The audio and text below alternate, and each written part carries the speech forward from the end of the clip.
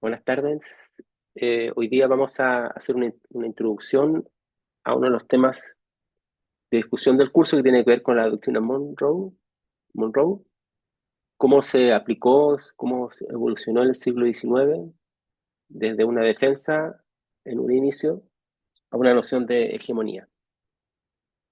Eh, la lectura de esta semana tiene que ver con el panamericanismo de esta doctrina Monroe. Entonces, eso lo vamos a ver en la clase siguiente. Entonces, esta primera, digamos, clase tiene que ver con una introducción de lo que se va a ver en esa lectura, que es la lectura de esta semana. Bien, entonces, algunos de los elementos que tenemos identificados para doctrinas son algunos principios. Eh, la doctrina, a pesar de que no es efectivamente totalmente Monroe, sino que vamos a ver acá, tiene otros actores también, eh, es uno de los mensajes que se envió el 2 de diciembre de 1823 por el presidente de la época, ¿no es cierto?, al Congreso de los Estados Unidos, que establecía tres aspectos fundamentales ante la amenaza de la Santa Alianza Europea, que amenazaba, digamos, al continente americano. Ustedes ya habrán estudiado el tema de la Santa Alianza, así que no vamos a hacer dar muchos detalles, pero sí destacar que es un intento, o por lo menos fue interpretado así, por parte de ciertos países europeos, de afirmar un colonialismo nuevamente, digamos, en las Américas, en pleno siglo XIX. Frente a esto, entonces, este principio de James Monroe establecía tres elementos. El primero, que el hemisferio americano, como ellos llaman el hemisferio occidental, perdón, que el continente americano y el hemisferio occidental, como ellos llaman, ya no era un territorio para nuevas colonias, había un principio de no colonización, ya estaba todo establecido, ¿no es cierto?, al respecto. Por lo tanto, ni España, ni Francia, ni Austria o Inglaterra podrían haber tenido un interés en conquistar o reconquistar territorios. El segundo es el principio de no intervención, en el sentido de que Estados Unidos no entraría en guerras con Europa, pero tampoco toleraría que Europa entrara en las guerras donde Estados Unidos estaba interviniendo, principalmente en ese hemisferio que define como propio, el hemisferio llamado occidental. Y el principio de las dos esferas, en el sentido de que el sistema republicano americano era incompatible con el sistema monárquico europeo. Entonces se establecen como dos mundos que colisionan de alguna forma, o por lo menos que coexisten. El mundo republicano, que está representado por los Estados Unidos, pero también, no olvidemos, por las nuevas repúblicas que van a surgir tras la emancipación de España y posteriormente también más tardíamente de Portugal, y que en ambos casos, ¿no es cierto?, a pesar de cierto intento, en general se estableció que eran sistemas republicanos, siguiendo el mismo ejemplo de los Estados Unidos. Entonces, estos tres elementos, el hemisferio ya no va a ser un territorio para colonización, que había que mantener un principio de no intervención entre Europa y Estados Unidos, y que el sistema político que se iba a instaurar en América, ¿no es cierto?, era republicano, por lo tanto, era incompatible con la idea de un nuevo imperio que podía instalarse posteriormente. Entonces ya había tomado una decisión, las Américas habían tomado una decisión de ir por el sistema republicano, por lo tanto no podían volver a un sistema monárquico. Esos son tres principios. Vamos a ver que esos tres principios van a ir transformándose. Al principio, en un inicio, perdón, esto tiene que ver con la no intervención. Después vamos a ver qué tiene que ver después con la hegemonía de los Estados Unidos en ese llamado hemisferio occidental. Una primera gran prueba de la doctrina Monroe en las Américas fue la ocupación británica de las Islas Malvinas, o Falkland, como ellos las denominan. A pesar de la doctrina que se había establecido de que no podían haber nuevas colonias europeas en el llamado hemisferio occidental o en las Américas. Estados Unidos no intervino y dejó, digamos, que Inglaterra se apoderara de esa isla, se hiciera, la hegemonizara o la constituyera como parte del Commonwealth.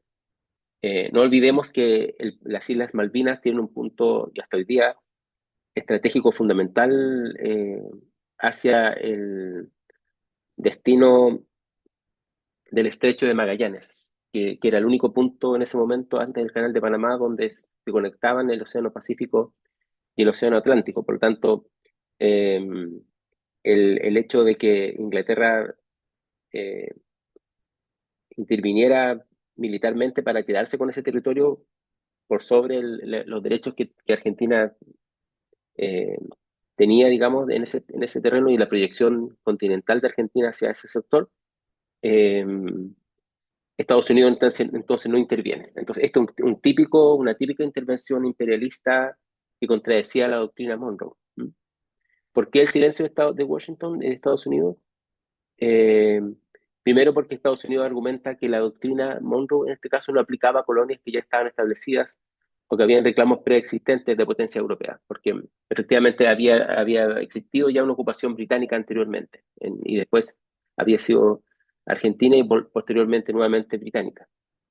Eh, y también porque un incidente del año 1831 había generado un conflicto con Buenos Aires, con Argentina, y había una separación, una distancia entre Estados Unidos y Argentina. Por lo tanto, lo que priorizó aquí fue el castigo diplomático por sobre el pilar de no intervención. Pueden haber muchos otros justificativos eh, que tienen que ver con el propio interés de Estados Unidos en la zona del extremo sur del cono sudamericano, eh, los intereses de los balleneros, por ejemplo, y pescadores de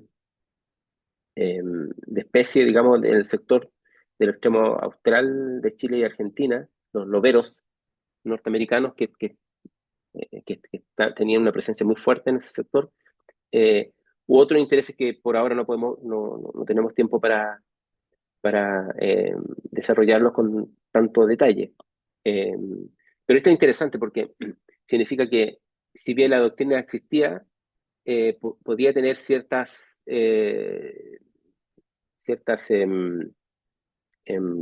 excepciones, como en este caso. Lo que me gustaría que pensáramos ahora, ¿no es cierto?, tiene que ver con un cambio de la doctrina defensiva, es decir, mantener el hemisferio occidental para los americanos o para Estados Unidos, América para los americanos, esa es la frase de Monroe, eh, a una categoría que tiene que ver más como un aspecto más ofensivo, no tanto defensivo, defenderse de los intereses de las colonias europeas, sino que más bien ofensivo. El presidente James Polk revitalizó posteriormente la doctrina para justificar la expansión hacia el oeste con la idea del destino manifiesto. Vamos a ver algo un poco en este curso sobre este tema, ya lo hemos mencionado, en el sentido de que Estados Unidos siente que juega un papel en el mundo, en este espacio occidental también, eh, y tiene elementos religiosos también, ¿no? Es decir, un papel que se le asigna a Estados Unidos de civilizar. Y por lo tanto, la expansión hacia el oeste, que va a coincidir con el interés de, de controlar de alguna manera las rutas comerciales que pasaban por el estrecho de Magallanes, ¿no? En el sentido de que conecta el Atlántico con el Pacífico, porque efectivamente esa expansión hacia el oeste es hacia el Pacífico. Eh, Va a hacer que Estados Unidos, ¿no es cierto?, reformule esta doctrina de una doctrina defensiva del hemisferio occidental a una doctrina ofensiva. Y hay un cambio acá de paradigma. La doctrina dejó de ser defensiva entonces para convertirse, como dije, en un escudo que protegía la expansión territorial propia frente a rivales europeos. Es decir, quien tenía la primacía para eh, ejercer un dominio podríamos decir, imperial sobre nuevos territorios, por ejemplo, hacia el oeste de los Estados Unidos, eh, iba a ser un país americano como los Estados Unidos, frente a cualquier interés que podía tener un país como Francia, por ejemplo, que ya estaba en Canadá. El año 1861, 1867, en México hay un triunfo diplomático. La intervención de Napoleón III y el imperio de Maximiliano fue el desafío más directo del Plan Monroe, que quieran intervenir, ¿no es cierto?, para quedarse con o hacer de México un enclave colonial. Eh, por supuesto que esto no fue enfrentado militarmente porque estaba en plena guerra civil o guerra de secesión, y solamente se limitó a protestar contra sus intereses eh, austriacos o franceses en territorio americano. Sin embargo, al terminar la guerra civil, Estados Unidos pudo movilizar tropas a la frontera y exigió en este caso la retirada francesa. El retiro de las tropas europeas y el fusilamiento de Maximiliano en el año 67, 1967 consagraron entonces la doctrina como una realidad de poder militar. Entonces, esto es interesante porque la guerra de secesión ha sido estudiada como un momento, una guerra civil, de, de desarrollo tecnológico y militar de los Estados Unidos que lo va a empezar a posicionar como un poder no retórico solamente en respecto del poder imperial, sino también militar. Y por supuesto las dos cosas tienen que darse para que el poder imperial eh, se articule o se ponga en práctica. Entonces ahí tenemos eh, otro hito. Tenemos entonces el Texas como un hito, 1845, y la expansión hacia el oeste y también, ¿no es cierto?, hacia territorios que eran mexicanos, no lo mencioné, como parte de la expansión de los Estados Unidos.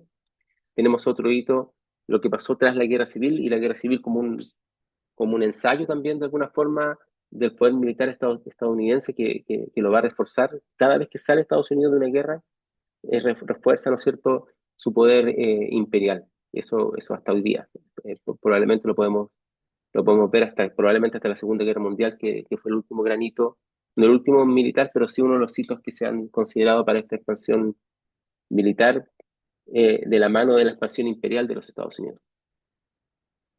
Otro hito que podemos ver, que ya es más tardío, en 1895, que va mostrando cómo va modificándose esta doctrina Monroe, es lo ocurrido en Venezuela. Es una disputa fronteriza en el esquivo entre Venezuela y el Reino Unido, que fue, digamos, un momento más agresivo de la doctrina Monroe. Eso fue un conflicto diplomático porque eh, Venezuela siente que ese territorio, ¿no es cierto?, que creo que de hecho hasta hoy día es de disputa para Venezuela, de ese equipo les pertenece a Venezuela y no a Inglaterra, ¿no es cierto?, o a la Guyana en ese momento británica. Eh, y eh, Frente a eso, Estados Unidos interviene. Y Olney es quien envía esta nota que es tomada como reflejo del poder militar que iba tomando Estados Unidos. Dice: hoy en día Estados Unidos es prácticamente soberano en este continente, se refiere al continente americano, ¿no es cierto? Y su ley es norma para los súbditos sobre los que limita su interposición. Es decir, lo que estaba pasando o podía pasar en Venezuela, y en la disputa que podía tener con Inglaterra, era un asunto que también le competía de alguna manera a los Estados Unidos, a pesar de la distancia, ¿no es cierto?, o a pesar de no tener una relación eh, imperial, también, ¿no es cierto?, eran asuntos propios. Y a partir de esta noción se establece un arbitraje en Londres, eh, y eh, con este hito se demuestra que la Marina Británica ya no tenía el poder supremo en las Américas, porque la Marina Británica no pudo o no quiso ejercer un poder militar para controlar, ¿no es cierto?, como lo había hecho antes, el territorio de Venezuela y adquirir ese territorio del Esequibo, esa región, para Gran Bretaña, sino que tuvo que recurrir a los Estados Unidos y a la diplomacia que finalmente le otorgó hasta hoy día ese territorio a lo que es la Guyana o la Guyana británica en esa época. Entonces, ¿por qué esto es importante? Porque muestra que el poder militar ya para 1895 de los Estados Unidos, ¿no es cierto? Tras la guerra con México, primero tras la guerra de secesión, después tras la guerra con México, ¿no es cierto? Y otros eventos similares, era tal que ya cualquier intervención en el llamado hemisferio occidental o en las Américas, entonces debía ser autorizada por los Estados Unidos. Entonces, tenemos la doctrina Monroe desde una defensa a una ofensa, perdón, desde una defensa a una ofensiva y desde una ofensiva a un control del territorio. Esto estos hitos que estamos viendo ahora no los vamos a ver con detalle, pero solamente para mencionar cómo se va desarrollando esta doctrina y no es algo unívoca, sino que va teniendo ciertos matices. Eh, otra, Otro hito que también va a marcar esta doctrina va a ser el tema de Cuba y Puerto Rico y el imperialismo eh, español que finalmente eh, termina en ese momento. El hito de de la guerra contra España va a marcar el tránsito ya de la doctrina Monroe, definitivamente ya de algo defensivo, algo más bien ofensivo, a un intervencionismo imperialista.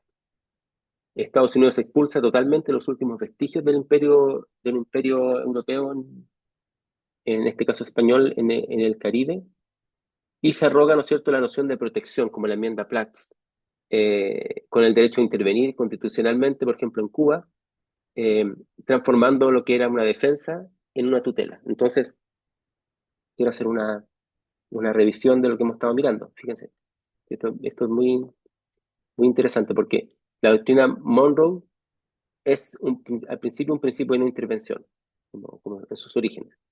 Después, ¿no es cierto?, con la guerra con México y la anexión de Texas, va a ser un ofensivo, es decir, va a permitir justificar cómo Estados Unidos puede incorporar nuevos territorios.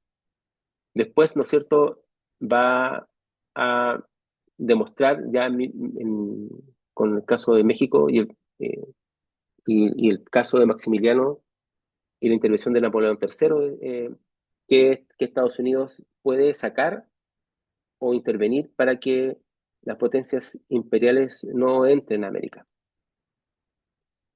Con el caso venezolano queda claro, ¿no es cierto?, que el poder militar de los Estados Unidos incluso podía disputarle el poder militar a Gran Bretaña, que había sido el poder militar imperial durante gran parte de este periodo que estamos hablando. Y por lo tanto, cualquier intervención en las Américas, en este llamado hemisferio occidental, tenía que tener el visto bueno de los Estados Unidos. Y a finales del siglo XIX ya queda sentada eh, la idea de un intervencionismo imperialista.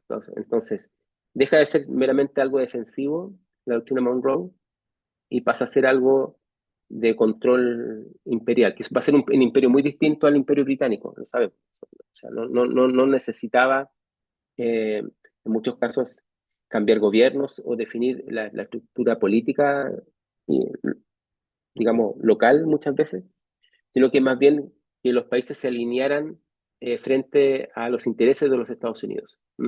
Y la noción de protección, que es algo que ocurre, ¿no es cierto?, en Puerto Rico hasta hoy día, y también, ¿no es cierto?, en Cuba, y eso explica las dificultades de Cuba incluso hasta el día de hoy. Eh, Transformaron entonces esto que originalmente era una defensa del continente americano, del hemisferio occidental, en una tutela, como dice la presentación de acá. Es una tutela sobre el territorio. Bueno, y podemos ver los cambios, ¿no? Eh, Cómo Estados Unidos va adquiriendo territorio, ¿no es cierto?, a lo largo del tiempo. Desde 1803 al principio,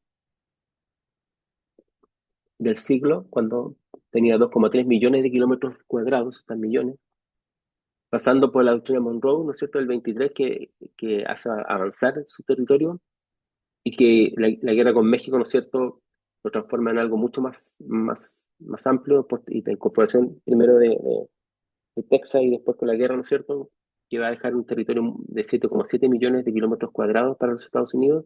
Y ya a fines del siglo XIX, cuando es una potencia continental y se expande eh, hacia, también totalmente hacia el, el occidente, hacia el oeste, eh, y también, ¿no es cierto?, con la compra o la adquisición de territorios en otros sectores como Alaska, en fin, eh, que lo hace, ¿no es cierto?, aumentar mucho más en su territorio. Entonces, eh, al principio esta es una expansión territorial, que es una advertencia.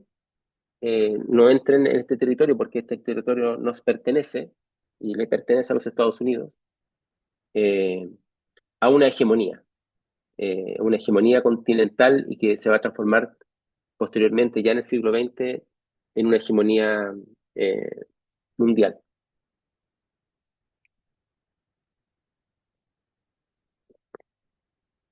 La doctrina de Monroe va a tener unos cambios, una evolución, y hay algunos elementos, ¿no es cierto?, que están, para que, resumidos. En su inicio, ¿no es cierto?, es una defensa, como habíamos dicho, ante la Santa Alianza y los intereses que podía tener eh, las potencias europeas o en reconquistar, como el caso de España o eventualmente Portugal, territorios que habían tenido o conquistar territorios nuevos. Y ese es un carácter más bien defensivo y es un carácter pasivo porque la, la estructura militar, la infraestructura militar norteamericana no daba posibilidad a que se defendiera militarmente o se agrediera. Esto va a cambiar después sobre todo de la guerra de secesión, de la guerra civil norteamericana, que va a ser un hito tecnocientífico muy grande para el desarrollo armamentista. Y eso va a mostrar que en la década de 1840, 1850, la anexión de Texas muestra, ¿no es cierto?, que la doctrina fue un elemento que justificaba la expansión de los Estados Unidos en territorios americanos. Por lo tanto, va a adquirir un carácter más agresivo y expansivo. Posteriormente, la década siguiente, de 1860 hasta 1880, todo esto es relativo, esto depende de ciertos hitos que hemos visto en este momento, pero por supuesto se puede discutir cuándo termina y cuándo inicia, que podemos denominar una consolidación regional. Cuando Francia se retira de México, ¿no es cierto?, Eh, se muestra que el poder de los Estados Unidos ya no va a ser solamente para expandirse, sino que también va a tener un sentido policíaco regional, policíaco. ¿Mm? Por lo tanto, la idea del protectorado, la idea de alinear los intereses de los países americanos a los intereses de los Estados Unidos se va a mostrar muy claro, ¿no es cierto?, en este periodo. Y finalmente terminamos la década finales del siglo XIX, donde podemos ya hablar de una soberanía hemisférica real, concreta, porque el poder militar de los Estados Unidos lo permite. Y como hemos visto la crisis de Venezuela y también, ¿no es cierto?, los sucesos de 1898 con la guerra contra España, muestran, muestran a un país ya en una perspectiva imperialista, como la podríamos definir clásica, y una perspectiva tutorial de cómo debe manejarse, ¿no es cierto?, este territorio americano este hemisferio occidental. Em, Esto no lo vamos a ver acá, pero es un tipo de imperialismo muy diferente al que había practicado España, Portugal o Inglaterra. Ahí tiene algunas cosas parecidas a Inglaterra, pero no es igual. Es un imperialismo que va a tener un control, eso ya se va a ver en el siglo XX por otros medios. Eh, Incluso una influencia cultural por la cultura popular, por ejemplo, por el cine, por la cultura de los medios de comunicación, pero eso es un fenómeno más del siglo XX. Pero es un imperio que está, como todo imperio, construido sobre la base del poder militar. Eso es lo principal. El resto se va a articular posteriormente en el siglo XX. ¿Cuál es la visión de América Latina respecto a este papel de los Estados Unidos en el mundo? Simón Bolívar desconfió de esta actitud aislacionista de los Estados Unidos al principio y siempre más bien optó por la protección británica a las nuevas repúblicas que estaban naciendo. Eh, y su frase, ¿no es cierto?, más conocida es esta, ¿no? Los Estados Unidos parecen destinados por la providencia para plagar la América de miserias en nombre de la libertad. Es un poco una interpretación desde el sur del destino manifiesto de los Estados Unidos. Eh, plagar la América de miserias en nombre de la libertad. Esto suena muy actual, pero fue dicho en 1824. En el caso de Chile, interesante porque también Diego Portales, esto lo conocemos a través de su correspondencia, eh, también desconfió y anticipó el carácter imperial de la doctrina desde sus inicios, desde muy temprano, en 1822, y lo afirma diciendo, cuidado con salir de una dominación para caer en otra, o sea, salir de la dominación española para caer en otra, ¿no?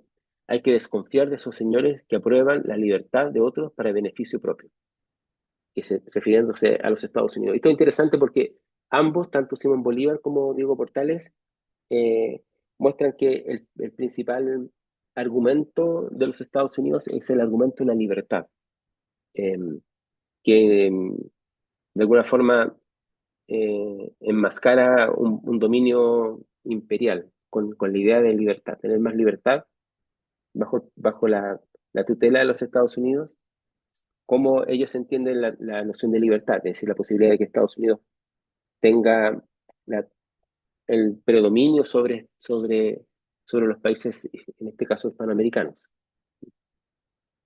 Esos son tópicos que hasta hoy día se podrían ver, ¿no? El tópico este de la idea de libertad y cómo tras esa idea de libertad se, se ve, ¿no es cierto?, y se desconfía, en este caso, claramente, de los intereses particulares que tenía Estados Unidos sobre, sobre por ejemplo, los recursos naturales de, de, de Hispanoamérica o de los países repúblicas hispanoamericanas.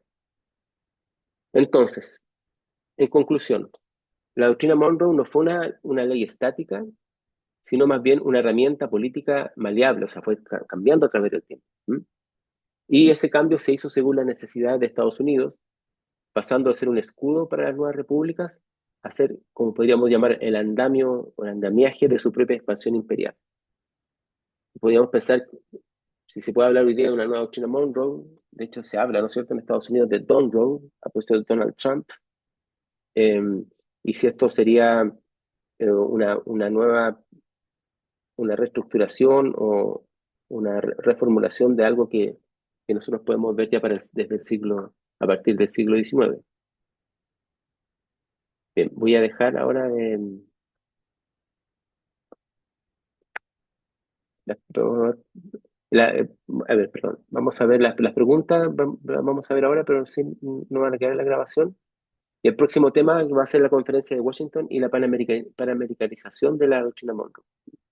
Cómo esto, ¿no es cierto?, lo podemos ver a partir del texto que tenemos para esta clase. Así que dejamos la clase hasta acá y la grabación.